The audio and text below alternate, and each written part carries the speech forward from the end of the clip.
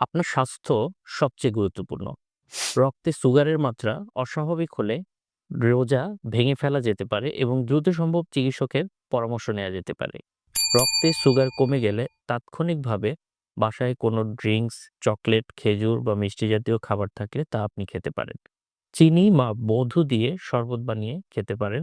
১ চামচ জেলি বা মধু, অর্ধেক কাপ ফলের জুস বা ১ কাপ দুধের সঙ্গে পান করতে পারেন। ১০ থেকে ১৫ মিনিট পর গ্লুকোমিটার দিয়ে রক্তে গ্লুকোজের মাত্রা পরীক্ষা করুন। যদি সুগারের মাত্রা ৪ মিলিমোল পার লিটারের কম থাকে, আবারও ৪ থেকে ৮ চামচ গ্লুকোজ বা ১ চামচ জেলি বা মধু পান করুন। যদি মাত্রা না বাড়ে, আবার গ্লুকোজ বা মিষ্টি জাতীয় খাবার খান। ইনসুলিন ব্যবহারকারীদের জন্য কিছু সতর্কতা নিতে হয়, যেমন ইনসুলিন নেওয়ার আধা ঘন্টা পর অবশ্যই খেতে হয়। প্রতিদিন নির্দিষ্ট সময়ে খাবার খাওয়ার চেষ্টা করুন। কোনো বেলার খাবার বাদ দেবেন না। খাবারে শর্করা জাতীয় খাবার যেন পর্যাপ্ত পরিমাণে থাকে, সেদিকে বিশেষ নজর দিন।